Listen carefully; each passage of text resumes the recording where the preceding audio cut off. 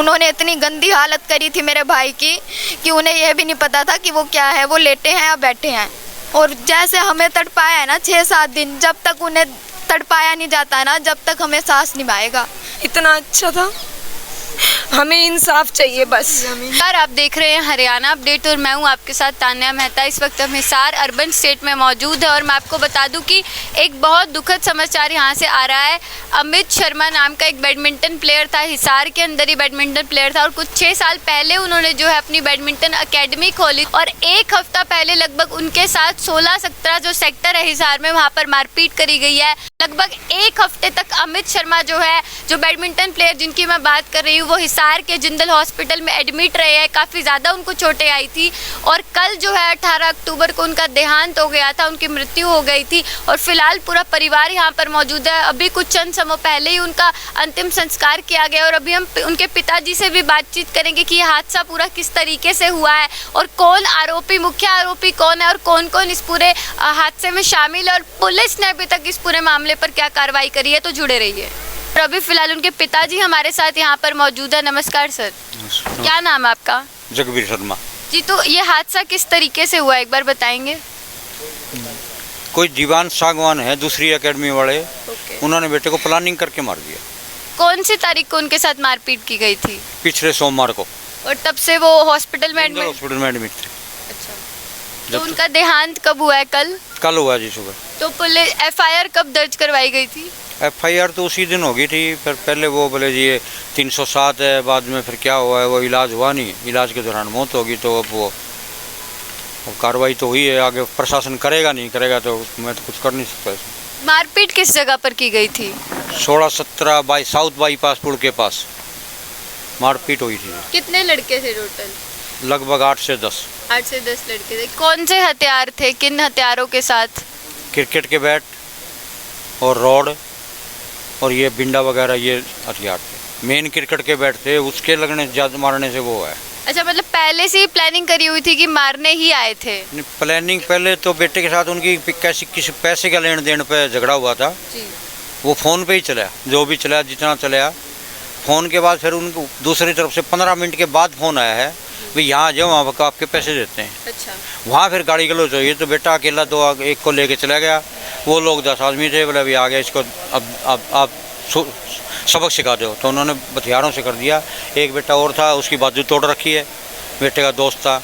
बाद में कुछ लोग परिवार के हम लोग बाद में पहुँचे थे जब तक, तो ये मान के चलो बहुत बेहोश है। मेरे से बात करते ही बेहोश हो गया था, अभी पापा दीवान से और उनके आदमी ने मार दिया। तो मुझे बताइए, पुलिस ने किसी को हिरासत में लिया अभी तक? एक आदमी को हिरासत में लिया है, एक आदमी को हिरासत में ले लिया है। बाकी पुलिस ने आश्वासन दिया है कार्रवाई होगी कि नहीं होगी।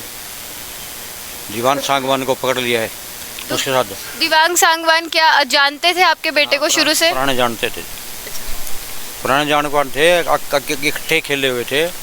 तो सर रंजिश हमारी एकेडमी पहले बनी थी उनसे, रंजिश जब से ही थी 3-4 साल से। अच्छा, मतलब अकेडमी को लेकर जो है मारपीट की गई है? मारपीट का अकेडमी को लेकर नहीं, इनकी तरक्की से जलकर भाई किसी भी तरीके से ये एकेडमी फेल हो जावे और ये अगर मेरे रास्ते का घंटा निकल जाए तो मेरी एकेडमी ज़्यादा बढ़िया चलेगी।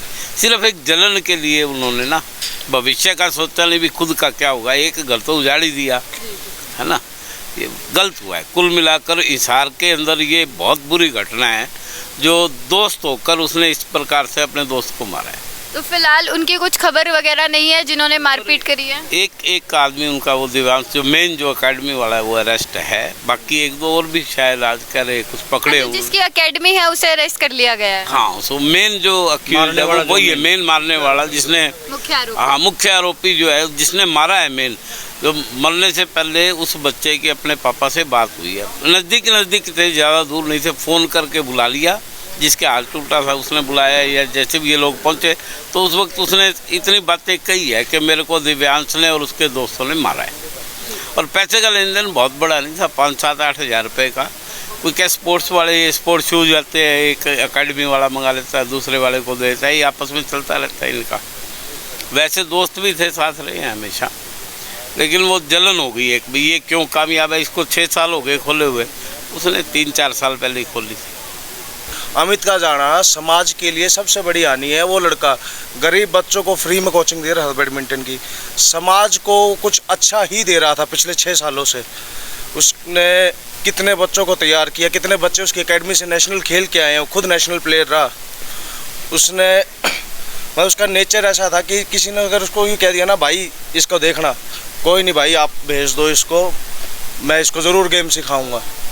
उसका जाना सबसे बड़ी हानि परिवार को तो है ही है, समाज के लिए उससे बड़ी ज़्यादा हानि है। समाज के कितने बच्चों का भविष्य खराब हुआ है जो उसकी एकेडमी में जाते सीखते। तो हमारे ये आप लोगों से यही और प्रशासन से यही उम्मीद है कि प्रशासन उस पर सख्त से सख्त कार्रवाई की जाए और हमारे भाई को इंसाफ मिले। Justice for Amit. अमित जी की जो बहन है वो फिलहाल हमारे साथ मौजूद है, उनका पूरा परिवार, उनकी माता जी यहाँ पर मौजूद है। जी बताइए। हमारे भाई गरीब बच्चों को सिखाता था और समाज का इतना नुकसान, हमारे परिवार का तो नुकसान किया ही, समाज का इतना नुकसान किया। गरीब बच्चों को इतना सिखाता था, एकेडमी में इतना अच्छा था। हमें इंसाफ चाहिए बस, और कुछ नहीं। हमारे 2 बहनों का इकलौता भाई, अपने माँ बाप का इकलौता चिराग, उसने समाज के लिए क्या नहीं किया। एकेडमी बनाई, गरीब बच्चों को वो रोजगार दे रहा था, सिखा रहा था, आज घर के चिराग को बुझा दिया गया है। प्रशासन से यही हमारी सख्त से सख्त यही हिदायत है कि उनको छोड़ा ना जाए, इंसाफ मिलना चाहिए हमारे बच्चे को। आज इकलौता चिराग, घर का चिराग बुझ गया। आप लोग भी देख रहे हो कैसे उनके माँ बाप है, उसके बाप को कौन संभालेगा। आज वो तो टूटा मर के बेचारा बैठा है, ना वो कमाने लायक है ना कुछ। इकलौता जो कमाने वाला था वो इन गंदे लोगों ने, गंदे गुंडे टाइप के लोगों ने उसको छीन लिया। अब प्रशासन से तो हमारी यही मांग है कि उसको सख्त से सख्त, जितने भी वो 10-12 जितने भी लड़के थे उनको सख्त से सख्त सजा मिलनी चाहिए। आप उनकी छोटी बहन है, ये उनकी छोटी बहन है, क्या नाम है आपका? चाहत। चाहत कौन सी क्लास में पढ़ती है? 9th में, बताइए। स्कॉटिश इंटरनेशनल स्कूल में। मेरा भाई जैसा ना कोई था और ना कोई होएगा। वो ऐसा था, वो गरीब बच्चों पर भी इतनी दया करता था, जो भी था सबको फ्री में खिलाता था।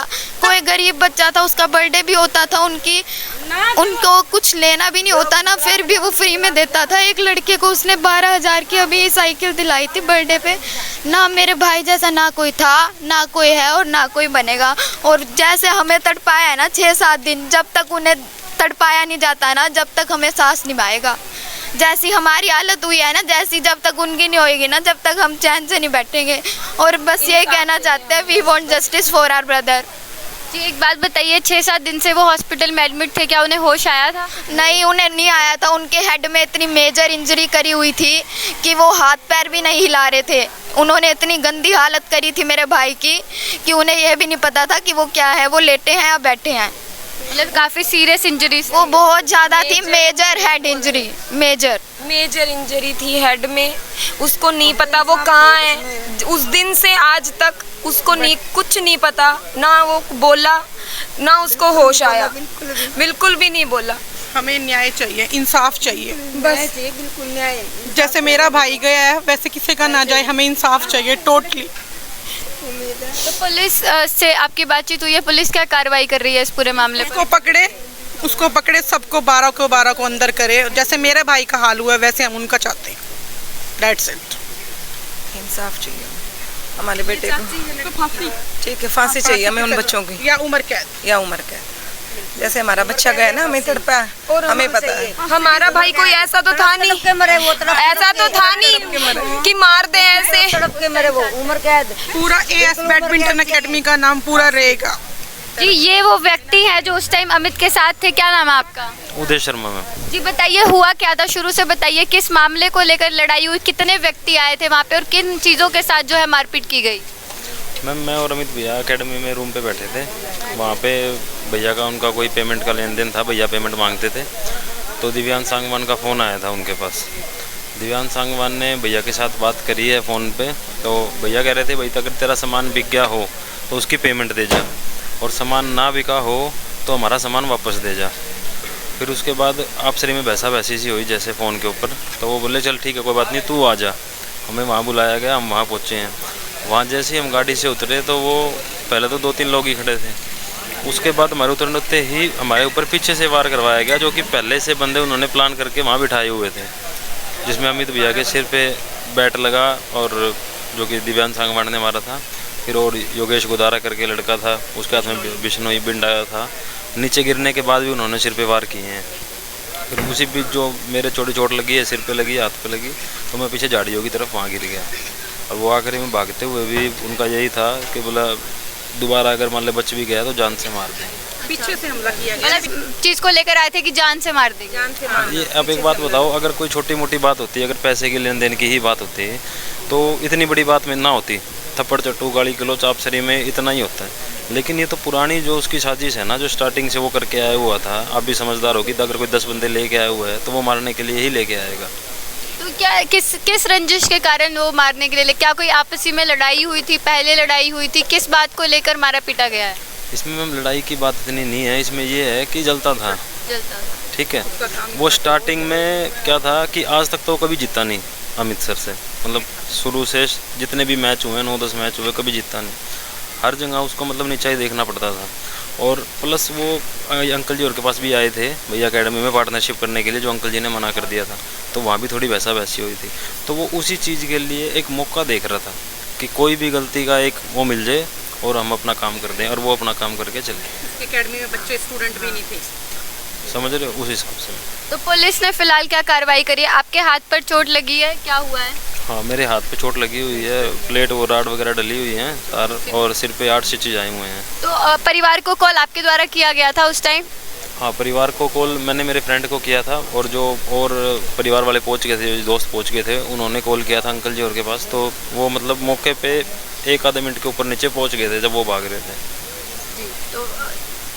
तो मतलब मेन आप हैं जो पूरा बता सकते हैं, बयान वगैरह दे सकते हैं पुलिस को? हाँ जी, मैं हूँ, मेरे साथ एक भाई और अजय गोयल है, और एक प्रवीण है जूनियर कोच, वो भी साथ ही थे। जी, तो जिस तरीके से आप सुन सकते हैं पूरा परिवार अमित का यहाँ पर मौजूद है, और बस इनकी एक ही गुहार है कि इनके भाई को जल्द से जल्द न्याय दिया जाए, और न्याय के लिए बहनें आज यहाँ पर मौजूद है। तो इस वीडियो को आप ज़्यादा से ज़्यादा शेयर करिए और अमित को न्याय मिल सके, यही मैं आशा करूँगी। पुलिस प्रशासन से भी यही आशा करूँगी कि इस पूरे मामले पर जल्द से जल्द कार्रवाई करी जाए। इस वीडियो को ज़्यादा से ज़्यादा शेयर करिए। ताज़ी खबरों के लिए जुड़े रहिए हरियाणा अपडेट के साथ। धन्यवाद।